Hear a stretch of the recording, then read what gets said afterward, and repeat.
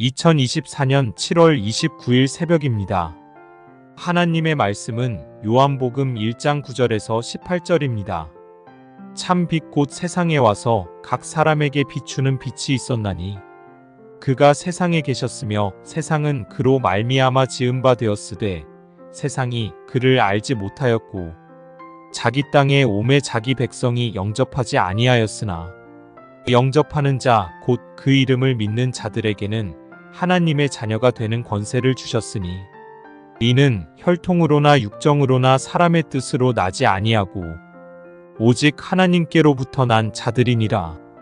말씀이 육신이 되어 우리 가운데 거하심에 우리가 그의 영광을 보니 아버지의 독생자의 영광이요 은혜와 진리가 충만하더라. 요한이 그에 대하여 증언하여 외쳐 이르되 내가 전에 말하기를 내 뒤에 오시는 이가 나보다 앞선 것은 나보다 먼저 계심이라 한 것이 이 사람을 가리킴이라 하니라. 우리가 다 그의 충만한 데서 받으니 은혜 위에 은혜러라. 율법은 모세로 말미암아 주어진 것이요 은혜와 진리는 예수 그리스도로 말미암아 온 것이라. 본래 하나님을 본 사람이 없으되 아버지 품속에 있는 독생하신 하나님이 나타내셨느니라. 하나님 말씀을 증거하겠습니다. 모세가 율법을 받은 장소는 그 메마른 땅, 광야로 풀 한 포기가 없는 그런 돌로 된 산입니다. 그래서 그런지 몰라도 율법은 그 삭막한 데가 있죠. 그러나 예수께서 우리에게 복음의 메시지를 선포하신 이 갈릴리는 푸른 초장과 쉴만한 물가가 있습니다. 그래서 그런지 몰라도 이 복음에는요 항상 예수님의 그 말씀에는 은혜가 있다라고 하는 것입니다. 율법의 관점에서 보게 되면 우리 인간은 죄를 지었기 때문에 죽어야 정상이죠. 그러나 주님은 우리를 율법의 관점이 아니라 은혜의 관점에서 본 것입니다.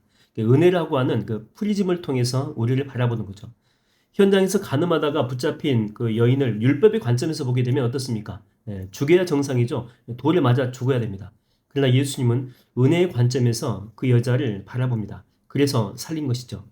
그 사마리아 사람들도 원래 그 율법의 관점에서 보게 되면 개나 이 돼지만도 못한 사람들이에요. 왜냐하면 혼혈적이고 섞였기 때문에 구원받을 가치가 전혀 없는 사람들이죠. 그래서 바울이 예수 믿는 사람들을 붙잡으려고 북쪽으로 갈 때도 사마리아를 피해서 갑니다. 그래서 요단강을 건너서 돌아가는 길이지만 그렇게 갔다라고 하는 거죠. 그 정도로 사마리아 사람들을 경멸했다라고 하는 것입니다. 그러나 다메섹에서 은혜를 체험하고 난 후에는요, 다시 예루살렘으로 올 때 그 사마리아를 거쳐서 통과해서 옵니다. 그러니까 그 전까지는 율법의 관점에서 인생을 바라보고 그렇게 살아왔죠. 그러다가 예수님의 은혜를 체험하니까 은혜의 관점으로 바꾸게 됩니다. 가끔 우리 주변에 있는 사람들 가운데도 어떤 사람이 잘못하면 율법적으로 정죄하고 판단하고 그런 사람이 있습니다. 그때는 제가 그렇게 이야기합니다. 너무 그렇게 하지 마라. 율법으로 또 정죄함을 통해서 사람이 바뀌지 않는다는 거죠. 사람을 바꾸게 하는 것은 은혜라는 거예요. 은혜. 사울이 바울이 된 것도 하나님의 은혜이지 율법을 잘 준수했기 때문에 그렇게 된 것이 아니죠. 겁 많고 예수님을 세 번이나 배신했던 그 베드로도 마찬가지 아닙니까? 그가 변화된 것도 주님의 은혜이지 뭐 엄청난 훈련을 받아가지고 그가 변화된 것입니까? 그렇지 않죠. 이 골로새서를 보게 되면 빌레몬의 종이었던 오네시모가 그 빌레몬 그 주인의 돈을 가지고 도망을 갑니다. 근데 나중에 바울을 만나서 변화가 되죠. 그래서 에베소 교회 담임 목회자가 됩니다. 그렇게 된 이유는 막 붙잡아다가 어떻게 주인의 돈을 가지고 훔쳐가지고 달아나니 그리고 막 때리고 고문하고 뭐 다짐 받게 해가지고 그 사람이 이렇게 변화된 것이 아니죠. 용서했습니다. 용서했고 또 사랑했고 또 용납했고 받아주었기 때문에 그가 변화될 수 있었다고 하는 것입니다. 예전에 본 그 영상인데 그 영상에 보면은 그 어린 아이가 나옵니다. 약을 훔쳐요, 약을. 가족 가운데 한 사람이 이제 아파가지고 돈은 없고 그러다가 이제 최후의 방법을 쓴 거죠. 이제 뭐 걸립니다. 약을 훔치다가. 약방 그 주인은 곧 죽일 태세죠. 근데 이제 그것을 보고 있던 그 음식점 주인이 그 약값을 대신 지불해주고 그 스프까지 이렇게 주게 됩니다. 근데 나중에 이제 이 아이가 이제 자라나가지고 훌륭한 의사가 되죠. 근데 이제 음식점 주인이 쓰러져가지고 이제 병원에 오게 되는데 그 아이가 이제 의사인 그 병원으로 오게 됩니다. 아마도 이제 그 쓰러진 음식점 주인의 딸인 것 같은데 돈이 없어 돈이.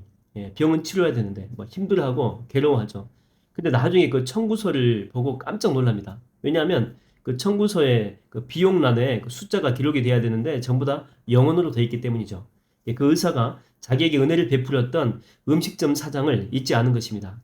이 도둑이기 때문에 어떤 나라에서는요, 그냥 율법대로 하면 손을 이렇게 잘라버립니다. 예, 손을 잘라야 돼. 손으로 범죄했기 때문에 뭐 발이 범죄하면 발을 잘라버리고. 근데 오히려 용서하고 은혜를 베풀었지 않습니까? 예, 그렇기 때문에 그 아이도 훌륭한 사람이 되고 나중에 이제 더 큰 은혜로 이제 보답하게 되는 것이죠.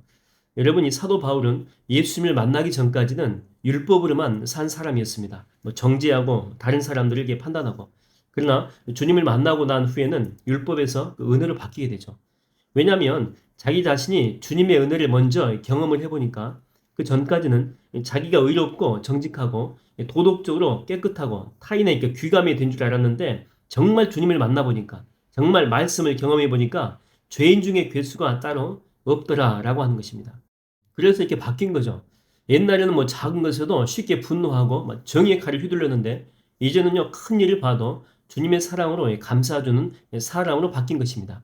자기 눈에 들보를 보게 되었다고 하는 것이죠. 여러분, 우리가 구원받은 것은 우리의 공로가 아니죠. 주님의 은혜로 받은 것입니다. 인간의 그 어떤 노력과 공로로도 우리는요, 우리를 구원할 수 있는 능력 자체가 없습니다. 그만큼 사람은 연약한 피조물이죠. 다시 말하면요, 우리 삶 가운데는요, 하나님의 은혜가 필요하다라고 하는 것입니다. 뭐 구원뿐만 아니고 우리의 삶 전반적인 모든 내용 가운데 은혜가 필요 없는 부분이 뭐가 있습니까? 다 필요하잖아요. 그렇죠? 그래서 그런 찬양 있지 않습니까? 은혜 아니면 살아갈 수가 없네. 호흡마저도 다 주의 것이니 참된 평안과 위로 내게 없어도 예수 오직 예수뿐이네. 여러분은 지금까지 여러분의 주변을 어떻게 바라보셨습니까? 율법으로 바라봤습니까? 아니면 은혜입니까? 말씀 가운데 은혜 위에 은혜로라 이런 말씀이 있죠. 거기 햄버거 이렇게 보게 되면 그 빵이 그 아래 있고 위에 있고 그 가운데 햄페트가 이렇게 있지 않습니까?